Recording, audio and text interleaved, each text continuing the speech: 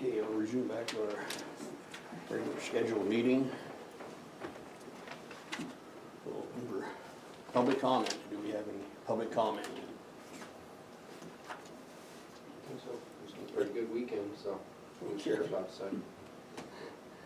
I'm glad to hear that. Things went pretty smooth, so. Good. Okay. Any updates anybody wants? Yeah, we had the elder abuse grant kickoff, and again, Brandon, thank you very much for not only coming and spending the day, but also bringing your staff with you. That was exceptional. Yeah, it's good training. Yeah, I thought so too. And Mike, also, thank you for attending the training. It was, again, all day, and I appreciate your time on that. It's an important issue. On the Board of Crime Control issue, I had coffee with the director last week, the new director of Department of Corrections. Thought it was just gonna be 30 minutes to an hour. We ended up talking about this for 3 hours, and I have more hope at this point than I have for a long time that we're gonna actually make this work. So that's important for Montana County, since most of the $3 million floating around the state right now for crime prevention, law enforcement, victim services is at the local level. It would decimate counties to lose that money. So we're still hopeful, nothing's solid yet, but the director's going to be hopefully getting in writing from Office of Justice Programs at the federal level that we'll be okay with this. We had a meeting at the silos. I talked to you a little bit about that earlier. Would like to incorporate some of what came out of those public meetings with the renegotiation of our contract with Bureau of Reclamation. And again, thanks for all your help at Fall Fest this weekend. I think the biggest issue was a couple of lost kids, and Tony jumped to that just instantly. He did Yeah. great. One gentleman was asked to leave, just getting a little rowdy, but no issues there, so. Good. I Outside of didn't that, hear that about was it. that, so I'm really glad. Good, thank you. And we have a conference this week for crime control. It's the annual crime prevention conference. It'll be in Helena, Wednesday, Thursday, and Friday, with a great breakout session Tuesday. Are you going to that?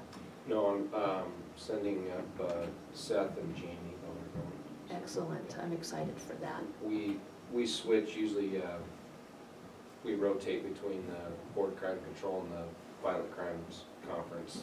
Now they're offset, but we rotate which ones we go to every year, so. Oh, nice, excellent. You had people last year. I was at it last year, so. Oh, we'll send- individuals rotate. Yeah, and Okay. then we kind of just to get a variety of, trainings and stuff, so. Okay, that makes sense. Yep. Well, good. The only other thing is we have a seminar on the 11th at the Senior Center. That is, Lois Christensen asked for kind of an informational end-of-life planning. And so we have that happening on the 11th. I will get you the times. And something else I wanted to share, this is from Board of Crime Control as well. Montana is not only the gold standard for the state planning agencies under the Omnibus Crime Control Bill that actually started and is responsible for the Montana Board of Crime Control, but we are the first state, and we actually have shared how to do this with other states, the HOPE card. Montana was the first state and the only state to have that, and instead of a victim with a victim of domestic violence who has a restraining order against someone, instead of having a folder of 8 by 11 sheets of paper that they have to take with them everywhere they go, they actually have a driver's license sized card they can put in their wallet that has a picture of their perpetrator, which makes it a whole lot easier for law enforcement to help protect that victim. And then we are totally compliant with our reporting, and the incentive that our sheriff's department was a recipient of last year of $5,000, I believe. So right around there, yeah, I can't quite remember. Yeah, it was a little bit less, but close. That's actually going to be replicated nationwide to try and encourage the reporting levels that Montana has. So I just wanted to put that brag out there for Deb Matusi and her leadership at Board of Crime Control. So that's my whole update. I went to the hospital board meeting and the CCR meeting at the school for all-day training. That was pretty helpful. I kind of hope that the other neighboring counties would have been represented a little bit more, would have been. And I don't understand why Yellowstone is stuck with, I mean, we're all neighbors, and all of a sudden we got Yellowstone, which is as big as all of us, Right. involved. I don't know how efficient that is for that, but that was pretty good training. And I went to the hospital board and we came up with a resolution from the hospital board to the district for the county to be able to maintain and manage the ambulance building and do some maintenance work on it. I went through that with, through the building with Travis Rickmeyer on Friday. We looked at some insulation options in there. It looks like the ceiling area could be insulated fairly easily with just blow in. Have to do some core bond on the flat section and some core bond on the walls to increase our efficiency on there. And I've been working with Mike on doing some heating adjustments in there so we can be a lot more efficient once we get it insulated. And then there's a couple other issues there we still need to deal with. Hopefully Travis will have some kind of a estimate for me by the end of next week or something. Maybe before winter we can get something sealed up in there. The ambulance people would like to have something done before they get the new ambulance, but I don't know if that's gonna work, but we'll try to see where our funding is on that. And then, that's about all I did.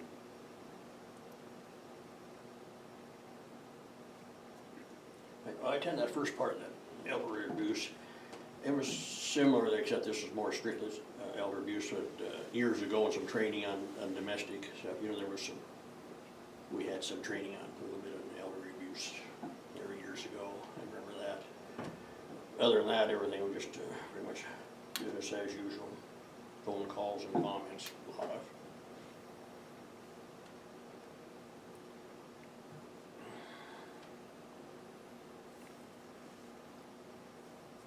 Okay, no other public comment then. I got a question. Oh, go ahead. Did you guys forego the Pledge of Allegiance before your meetings? We did it the first part. Usually we do it this part of it, Gotcha. but we went ahead and did it on the, In your closed door, okay. well, no, before the closed door. We, I guess we'll back up a little bit on that. We had Sean Higley here on some of those deep creek bridges at FEMA. Some of that stuff has been delayed. I guess in a nutshell, there was some more money that was approved by FEMA, but there's no money available. All the money's going down those two hurricane areas, or three of them now, I guess. And that was, I just didn't see the agenda where the meeting started earlier. It is on the agenda at 9 o'clock. Okay, This I missed this it. week. I didn't see it. okay. My bad, Okay, no, so that's, my bad. Yeah, meetings normally start at 10. yeah, right. I was here at 9. Right. Let's see. No CLS reviews, I guess. Sure, that's We'll move ahead with, yeah, we're just about close to schedule. Scott Dunning, monthly update.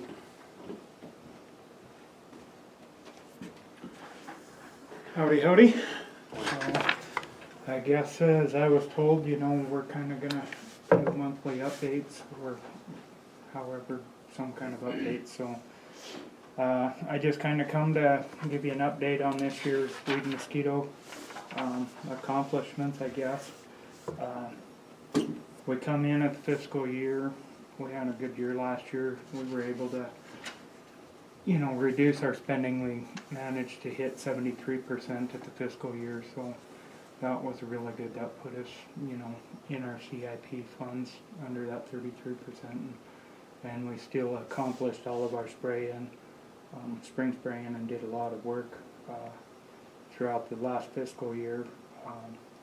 Starting, you know, in May of this year, all of our county roads and properties have been sprayed at least once this year. Some of them haven't been hit a second time like I like normally. Part of that is due to the unprecedented weather that we've had this year. the weather patterns that we've seen, the closest I could find that resemble this was the drought of 88 and 89. And people said even then it was a different weather pattern. The one thing that I did see, even though it was drouthy, in certain areas, the roads and right-of-ways and stuff, weeds kept growing phenomenally this year, if there was any chance to get any kind of moisture throughout that drought. So once we got all of the roads sprayed at least once and traveled once, we started focusing on them areas where I knew there would probably be a higher concentration on weeds, or the sub-irrigated type soils, or the more drouthy type growing condition weeds, things like the hound's tongue, spotted knapweed, and things like that. So I can say that we really did get a good cover on the weeds this year in all the roads. I can't tell you acres yet because it's not finalized.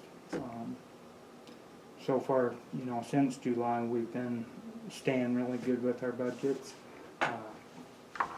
And I think we're looking at like only 33% spent right now. I have no major purchases or any expenditures until next spring planned that I can think of, so that's really good. Also this year, the weed district, we cooperated with 9 MOUs or grants for a total of $90,000. That was through the BLM, the Forest Service, MDT, Noxious Weed Trust Fund, Rocky Mountain Elk Foundation, and a $25,000 RAP grant. So we've been really busy with all the MOU and contract and grant work that we've done this year. All of that was pretty much closely tied, except for the MDT, which was $18,000. So $72,000 of that went towards grants and MOU contracts that was kind of cooperative efforts. And then we're finalizing up 10,000 this year will be finalized in the Deep Creek area. So I think that's a grant that's been going on for a couple of years, but I added that one in because it is still going into that total. So we also participated in, and I'll have to double check my records, but as far as I could figure and as far as I could remember, 5 spray days with either the BLM or the Forest Service, traveling all over the community and hitting different areas and doing spray days with them guys, so, and them folks.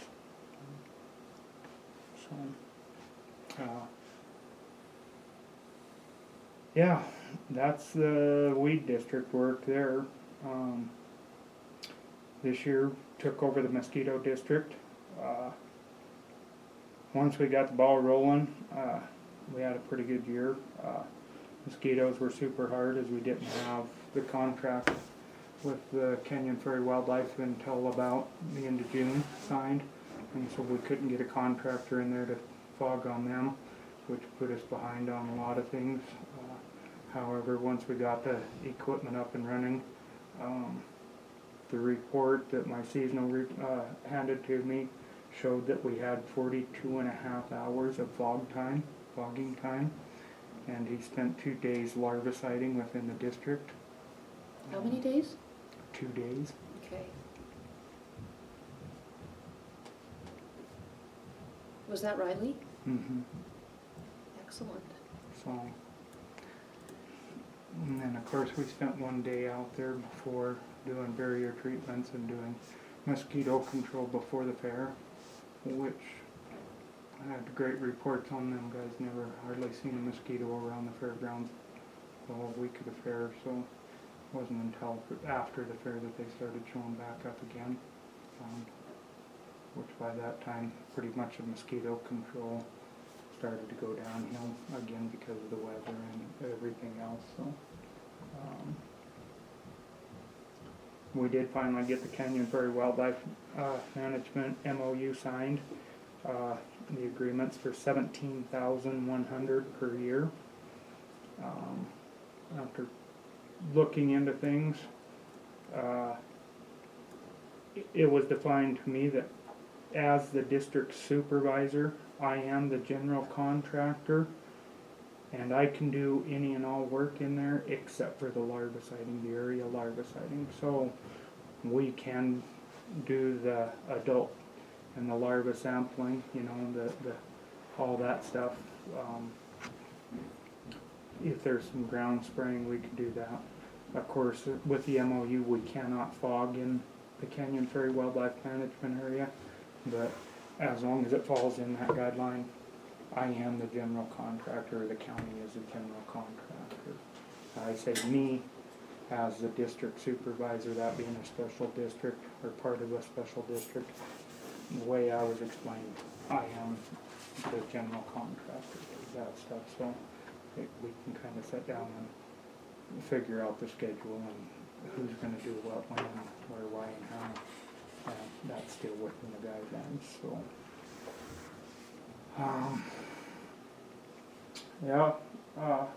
We're kind of looking at and talking and doing some research on getting, I won't say a new pickup, but a different pickup, a smaller pickup like a Ranger, Ford Ranger type style pickup, and a little smaller unit with the variable speed for the fogging, as one of the issues that Riley had mentioned about fogging in town or around town is that the one we had, every time you come to a stop sign, or you had to shut the machine off, because if it didn't, it sat there and fogged at a rate that, you know, would put us outside of those label limits. And then also said that the pickup that we have is hard to get in and out of some of the roads in the areas and be able to operate smoothly and around the district. And so we're looking at smaller unit, fogging unit with variable speed, and like I said, some kind of a smaller pickup that will let him get into some of them tighter spots and, you know, be a little more efficient on what we do and where we go, so we can hit the bike trail in some of those areas that do affect the whole overall mosquito district. So I am heading, at the end of the week, I'll be heading to the Northwest Mosquito Vector Conference in Whitefish, Montana. It's not very often that we get one that close to us, because it entails the whole Northwest mosquito area, which is states like Washington, Oregon, Idaho, even part of Canada comes down to this, so this is their annual conference. I'm going to go up to that, and I'm looking forward. Looks like a good agenda. Should be a great learning opportunity, and a good chance for me to be able to do some networking and find out what some other mosquito districts use for both chemicals and why they use them and equipment and stuff. And again, there too, we're still doing really good with our budget, so. Questions? Anybody got any questions for Scott? Got all your stuff blown out in case it's for you.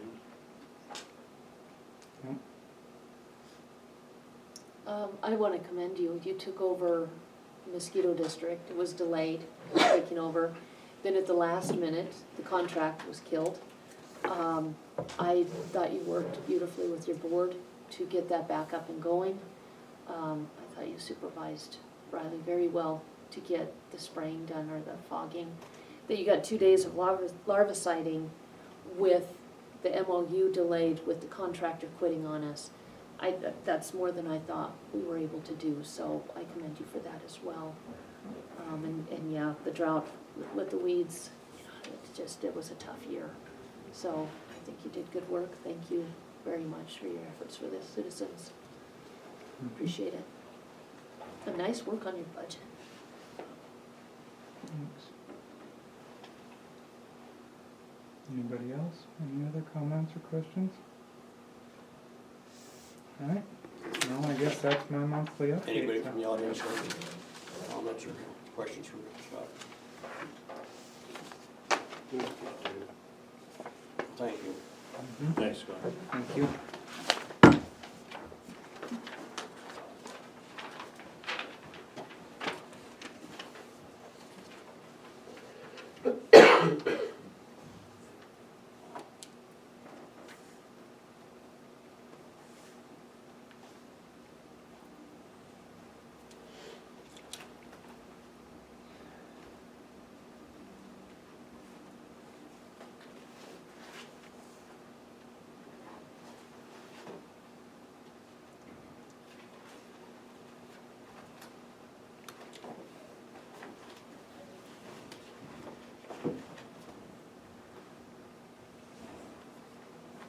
Just a few minutes ahead of schedule, I don't know. There's some of you people here representing Bertha Campbell and speed limit, or, I'm here for that, just to find out what the program is here. I'm not representing anybody but myself. we'll go ahead and step into it then, if you wanna go ahead and comment. What's that? Go ahead if you wanna make your comment on this, speed limit on White Horse Road. We're just a couple minutes ahead of schedule. Is Berta coming? I don't know, I thought you would. We can go ahead and. Yeah, that's why I say go ahead with, or you can start off. I don't know about the rest of them, but we were here to try to get, speed limit signs put on, the road up there. I know that the state says that secondary roads, the speed limit is 45. But for our road up there, the way it gets hammered to death, that's just too fast. Tim is gracious enough to grade it once in a while for us and everything, but it just gets hammered to death at the higher speeds, and we would like to get that thing lowered, if possible. You can probably help me on this some, Brandon. It's not a county road, it's a public use road. Yes. And as you know, down there in the silos area and these different campgrounds, they put up the signs 50-mile-an-hour speed limits, you know. At that time, you know, we could have tickets over it, said it would never hold up. Unless there's a resolution, and I think John Flynn was working on this one time, there has to be a resolution passed. I mean, yeah, I can't just enforce a speed limit that's just thrown up. I would think it would has to come from the commission or an official board or something, because but yeah, you can't. You can put them up, but I can't go out and write a ticket on Right. just throwing up one, but, And I don't know if John ever, or Terry might remember on that too, and John Flynn was gonna work on that resolution for the campgrounds area. This would be probably about the same thing. I think what we have to do is turn over to Corey and see what the, well, and I guess, I don't know where it says 45, but I think it's just reasonable and prudent and basically assumed highway speed, I guess, so it wouldn't. be I 70 can't go out miles. and enforce 45 miles an hour speed limit on all county roads if it's not posted. If not posted, it's 70 miles an hour. right? Yeah, I would just, well, I mean, I rarely get people doing that. Yeah, It's just this, I think, a big gray area, you know, we don't, if there's no speed limit sign up, we don't go out and run radar on the road because there's nothing that's gonna hold up in court, that's for sure, so. Until there's something up there, then we just don't take, speeding enforcement action, so. so what I think, I don't know about the rest of the commission, I think we'll have to get with Corey, see what it takes, but it seemed to me like at that time it was a resolution from the county commissioners to. I would assume it would be something Oh, that's that you what did we like last. actually do on these, or those last- temporary ones for the, where they had the silage hauling and some of that stuff. Yeah. And however, like Lightning Barn and Flynn Lane, however those ones got on there, but those are, I guess it's just some issues with the road last week. It's questionable what that road actually is, so, some say private, some say it's a county road. Oh, you mean the White Horse Road? Yeah, so I don't know, I think you guys would have to figure out what exactly that road is. From what I understand, and Jerry, and you might know more about it, actually every adjoining landowner, their property goes across the road. On White Horse Road, that's true. Mm-hmm. Most jurisdictions, property owners come to the center line, one on this side and another property owner on the other side, giving into that 30-foot right-of-way on each side, total 60-foot right-of-way. But in White Horse Road's case, the landowners on the, I'll say the north side of the road, from the highway clear to basically the White Horse Ranch, which is up at the mountain. The ones that are frontage to the road own that property, the entire roadway. But through the And use, there's it's an a public. easement with those deeds that designate that 60-foot to be maintained as a right-of-way for the White Horse Ranch. No, say that, say I got 3 files here full of the things, we went 2004, 2000, I mean, been dealing with this, what kind of road that is for a long time. Am I right, it's called, it's a public use road, right? Well, John Flynn, the attorney at the time, everything was brought forward to the county at that time when the county was being petitioned to take the road and maintain it. John Flynn came to the county commissioners at that time. Steve McCullough, Jim Hone, and Elaine Mann were commissioners at the time.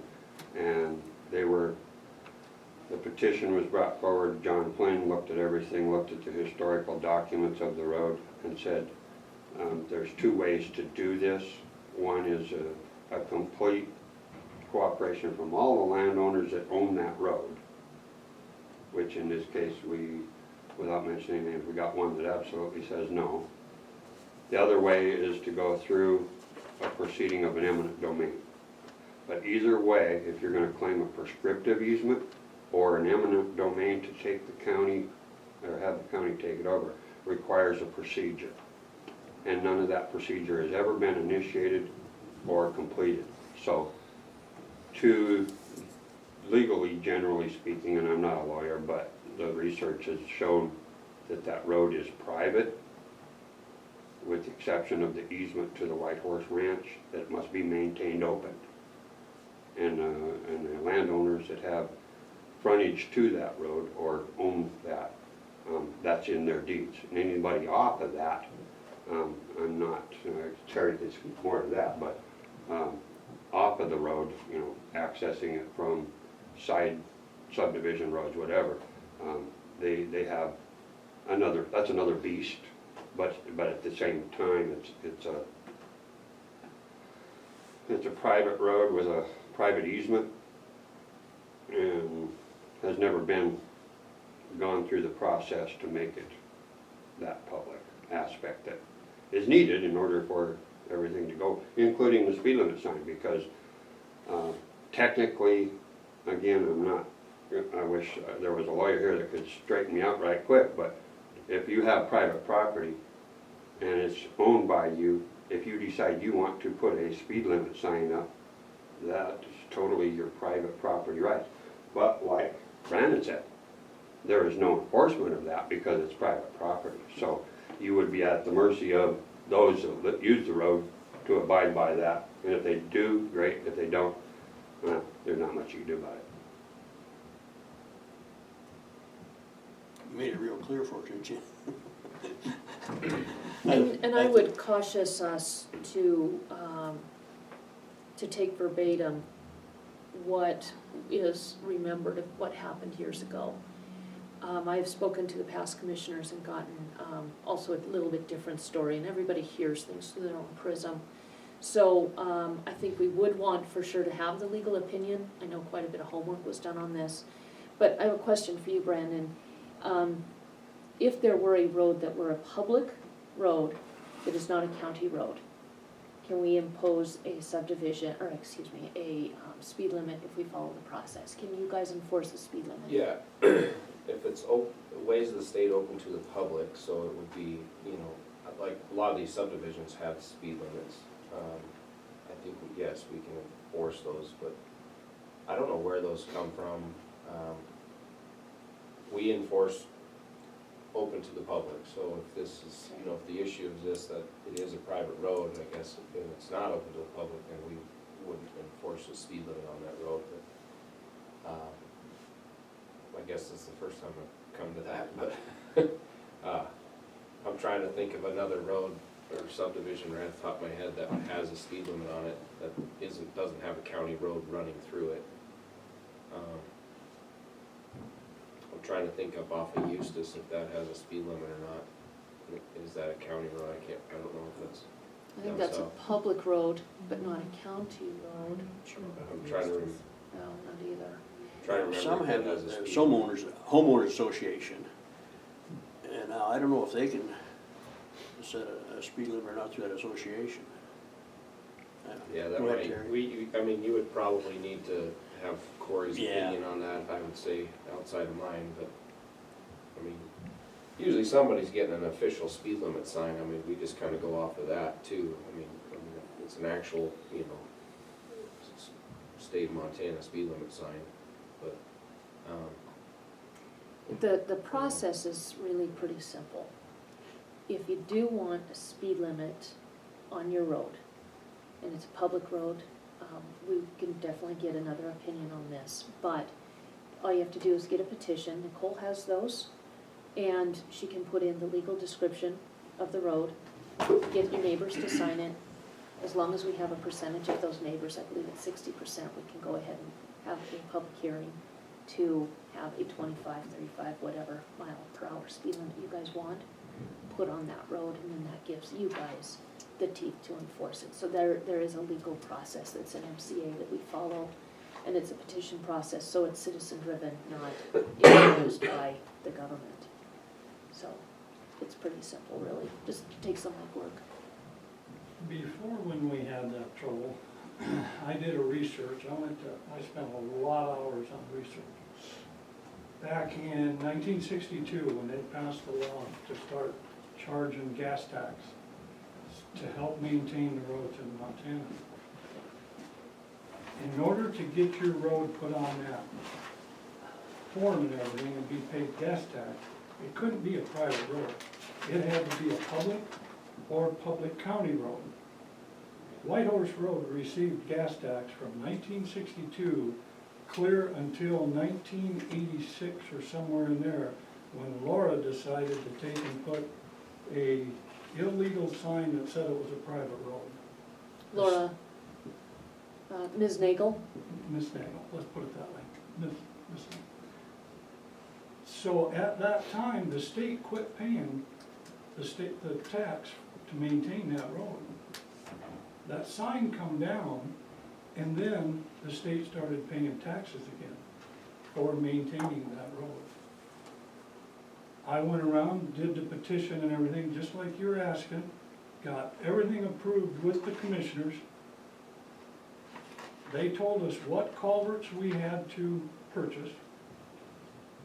We couldn't put them in, the county had to put them in. We did everything like they said, and even Tim at the time agreed to that. They come in and they put the culverts in, they took and brought a lift in, said they wanted us to drive on it for that winter, then they'd come in and put another lift in the spring.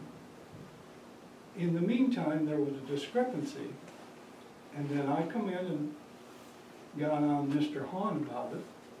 He didn't like what I had to say, so he would no longer let them grade and finish maintaining that road. So that road, Whitehorse Road, has been on the maps since before Broadwater was even a county. Somewhere along the line, they missed the recording, but everything else falls in line that that's a public county road. But it's been a fight ever since. So I'm hoping we can take and get this thing taken care of without having to fight or get lawyers involved again, other than getting a decision from you people and from the county attorney. What's the procedure we need to do? Because there's no sense in bickering. We just want it maintained. Like the one year there, we had such a storm. I mean, it drifted that thing in so high you couldn't believe it. Thanks to Tim letting us use his road and driveway and down his fence, and we were able to come out where the, that ATV place, you know, used to be, and now they've sold. Landhaven? Landhaven. We had to come out there. Tim and Vanden Acres spent hours cleaning that road so we could take and get out of that road. We're just asking for it to be graded once in a while and snow plowed, but that's later, something we can fight for if we have to. The main thing is get signs so that, because we helped him as much as we can with gas and fuel and everything to do that road, and yet the state's paying taxes to maintain that road, we're paying taxes, we just like it solved. Terry, we can talk with Nicole. What I would suggest is 2 petitions. You can take it out at the same time. One for the speed limit, one to have it made a county road. Then we have the vote of the neighbors, of the people who live off of White Horse Road. And we can go ahead and go through each process separately, but finally get you guys the answers that you need and hopefully some maintenance. It's also the road to Iron Mask's recreation site. So, you know, that's at the end of that road as well. It's a well-used public road for sure. And that was another thing too, when BLM bought that property up there, they were on the understanding that whole road was a public county road for them to purchase that. And then now they're putting in off of the railroad, they're putting in a parking area and everything. Plus, the railroad uses it all the time, there are trucks going up and down and everything, you know, to get to the railroad, so.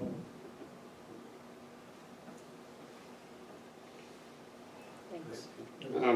You know, I just want to caution, we don't want to recreate the wheel, because we, again, like Terry said, we've gone through a lot of this. There's the petitions are on file.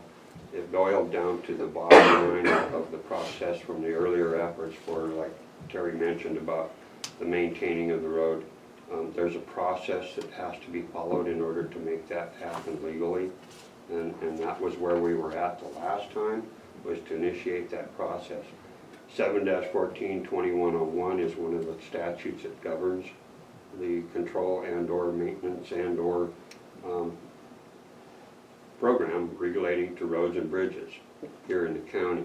You know, again, we've done a lot of work on this over the years, research.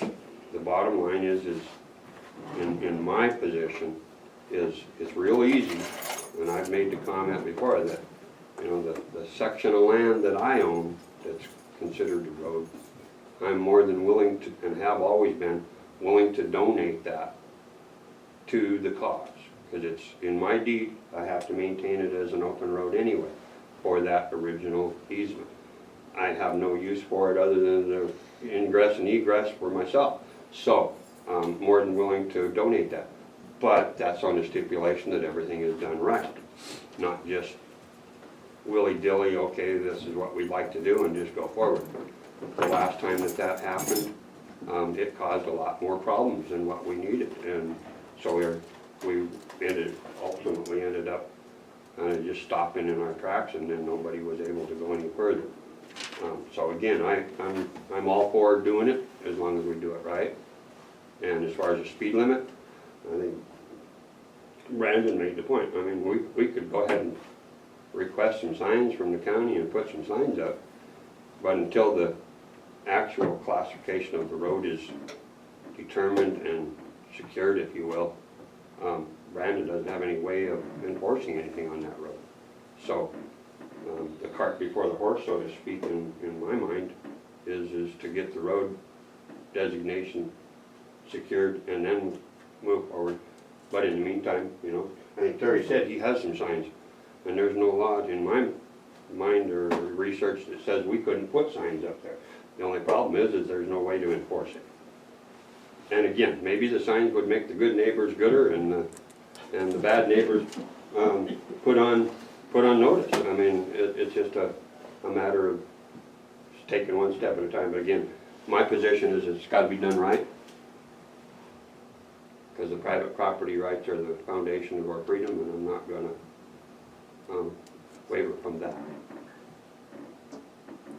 So that statute, what was the number again, Tim? It's spread out quite a ways, Laura, but the main statute, 7-14,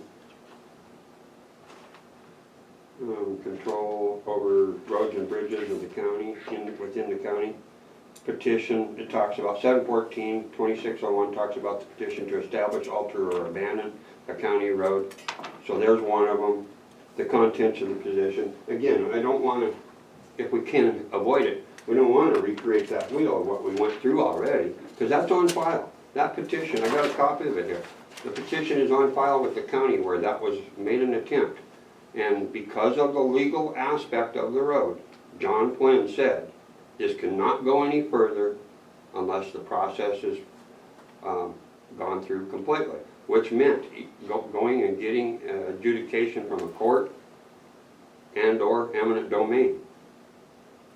And I'm not sure that that's accurate. First of all, I don't think we can use a petition from over 10 years ago to move forward in Okay, the so if we have process to today. start over because of So, time frame, if you let me finish, I can that'd be great. understand that. So the process at this point, Terry, is we just need a new petition, because I it know. has to be updated, it can't be over a decade old. The first MCA you mentioned was 714-2121, which really doesn't apply to what we're talking about. That is the county road districts. The Board of County Commissioners may, in its discretion, divide the county into road districts. That doesn't apply. 714-2601, this goes to what we're talking about, Terry. Petition to establish, alter, or abandon county roads. A petition to establish a county road. And basically, it talks about the county commission can follow this process we're talking about.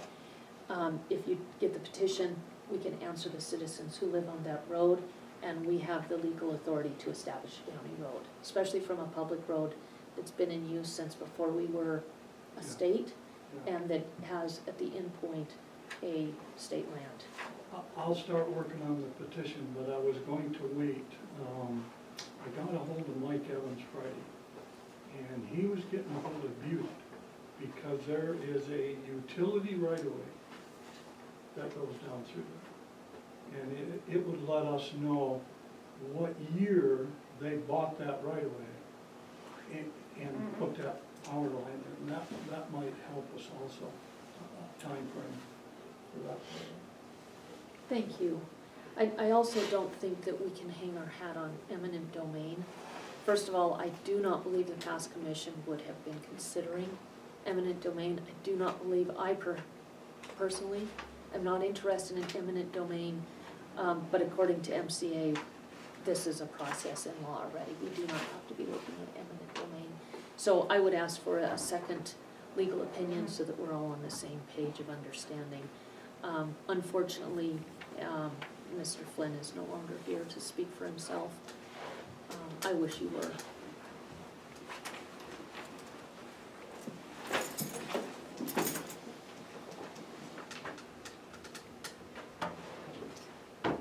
Thank you for your time. Thank you. I'll ask Nicole to get that paperwork for you whenever you're ready.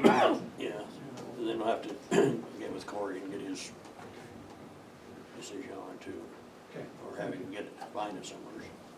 Okay, Thanks, Terry. thank you.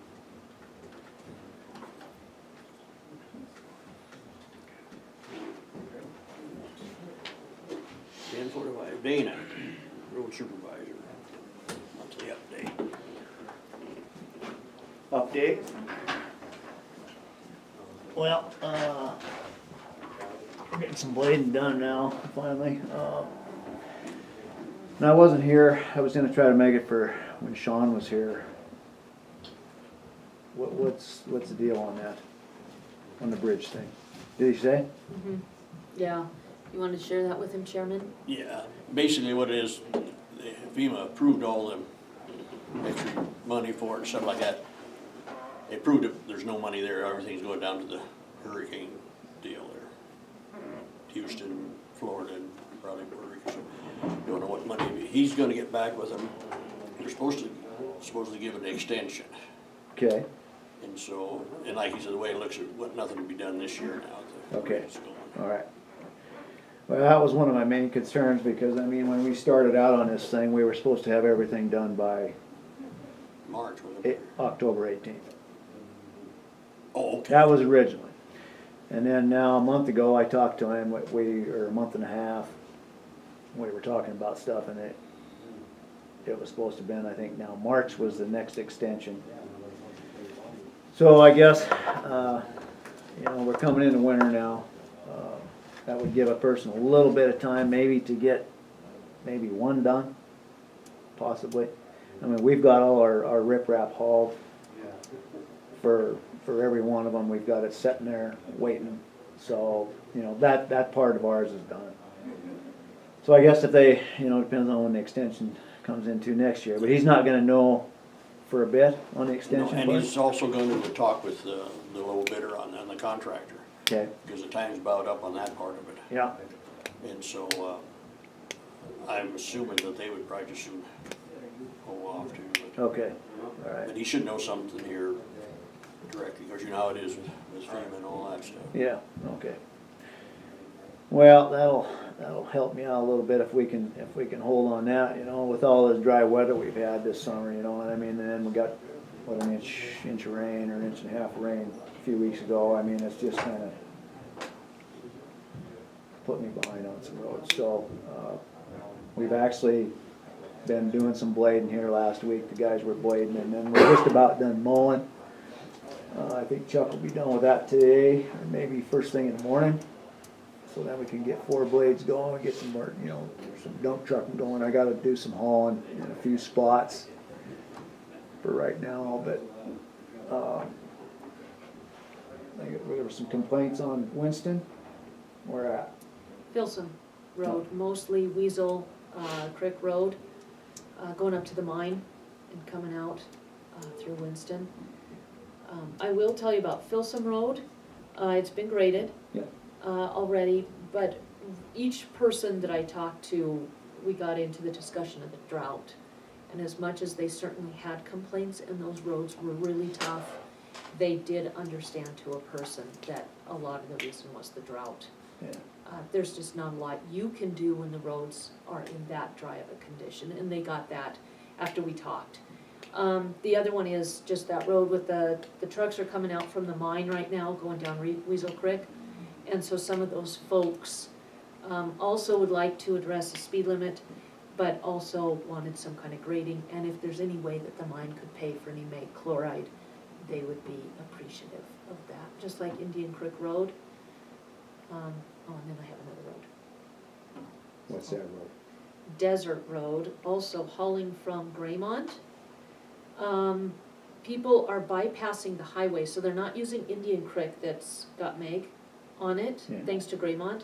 They're actually bypassing and using Desert to avoid the highway. Few of them are, Yeah, and so those citizens also would like, just whatever we can do for them. But it's adding an awful lot of dust, the dry conditions, the big trucks, hauling dust anyway, so they're upset about that. So there you go. And I don't think any of those are on you, Sharon, because it's road stuff. Yeah, no, and I understand that. It's kinda hard to keep traffic off the county road. Right,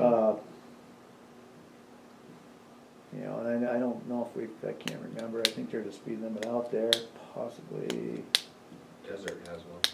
that's what I thought, what is it, 20, It's, 35? It's, I think it's 35. Yeah, Springville doesn't though. no. I believe it does. But, okay, Yeah, we have bladed up there at Winston and stuff, and some of that stuff on Filson was from the spring, when we had all the frost boils and stuff in it. And we do need to haul some material on it, you know, when I get some time on those spots, because I mean, it just brought up the big rock and it was soft until, you know, first part of July. So, yeah, I understand that part of it, but, I got some complaints up on Price Road. I don't know if you did or not. I haven't gotten a call on Price Road, no. Okay, well, I got a couple complaints. I got a couple emails from a certain individual up there that's sent me emails before.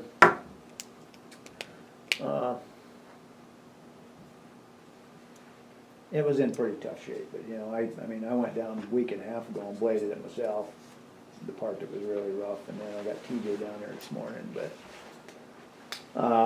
I guess my plan right now is, you know, these guys wanna know what, well, this one individual wants to know what we're gonna do, you know, I mean, he's got his own mind on things, you know, I mean, he wants to, you know, haul in 12, 15 inches of base material, and then he wants to, you know, put 6, 8, 12 inches of, you know, gravel on top, you know, and stuff like that, but,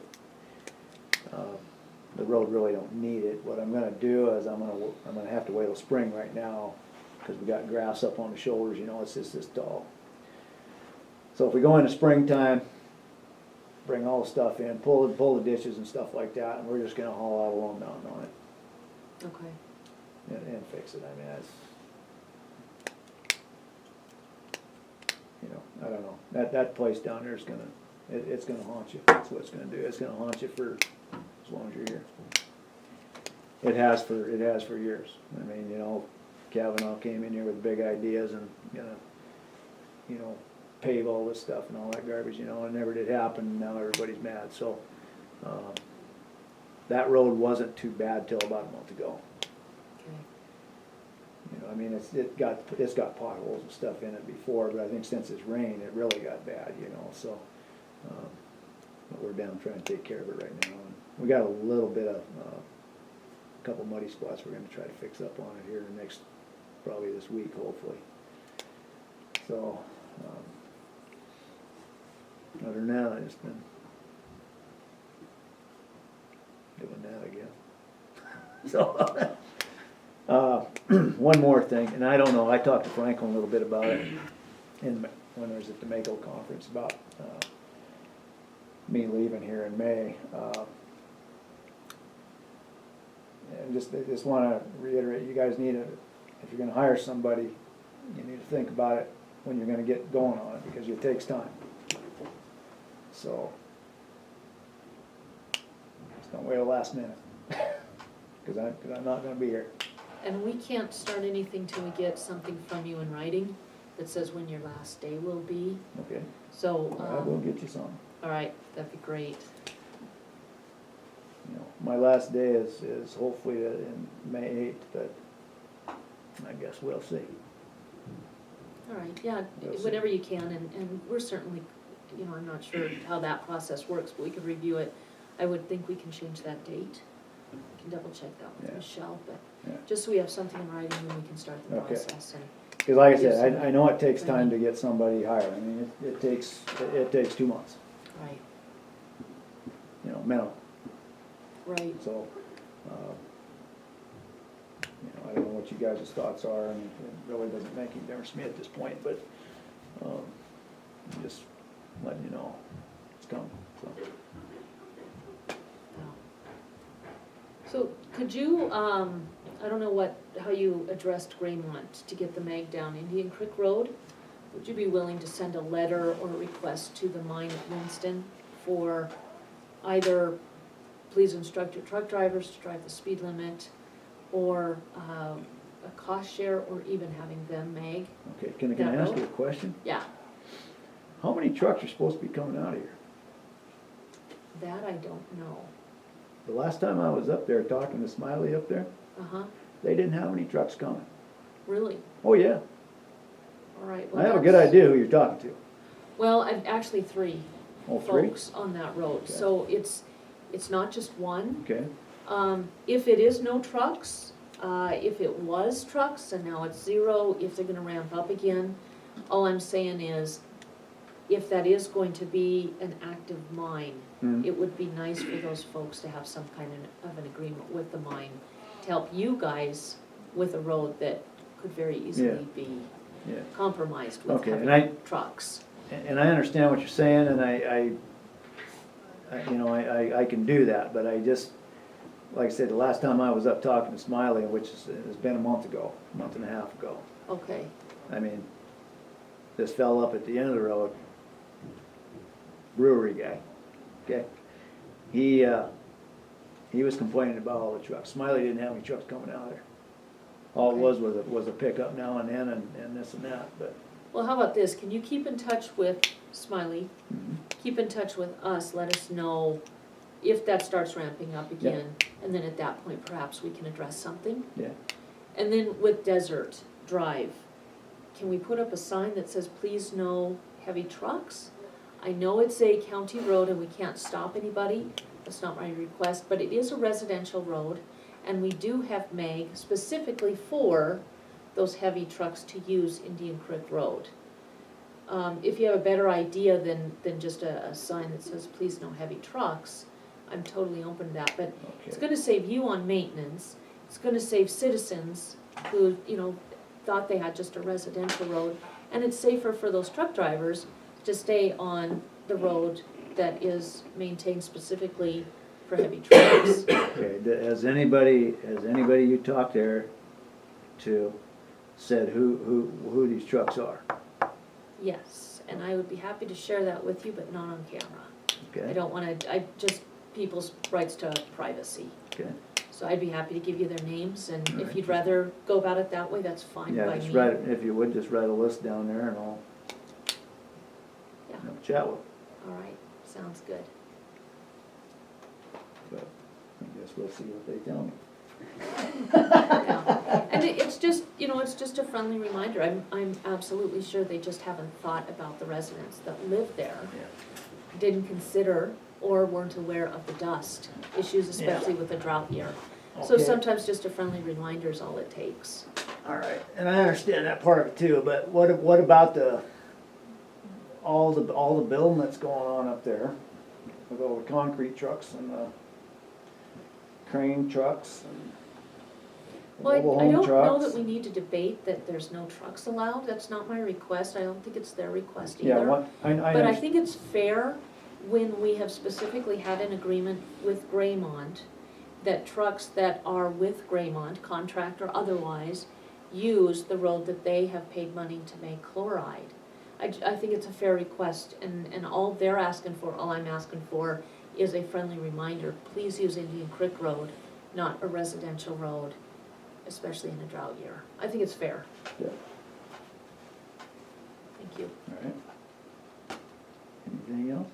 Any more comments for Dana? Anybody in the audience got any comments for Dana? Okay, Shelley Road looks great, man, thanks. Yeah. Did a good job. thank you, Dana. Yep, all right. See you later.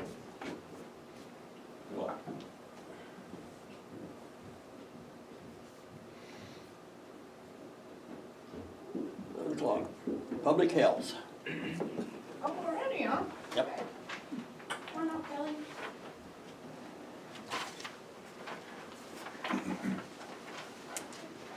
So, I'll introduce, this is Kelly Collington. Hi Laura Kelly, Holbert, nice to meet you. Mike Welcome. Belger, and Franklin Slipka. And this is Ann Rouser. Hi. Okay, let me have a seat here. So we're still kind of in the planning stages, obviously, of getting this project going. Kelly's still getting equipment in. She's got her chair and some boxes and stuff in the office. So I guess the last time I talked to Mike, we were just talking about what we're gonna put down on the rental agreement, and Kelly and I have had several conversations about that, and, a month to month. Do you know if Corey looked at that contract?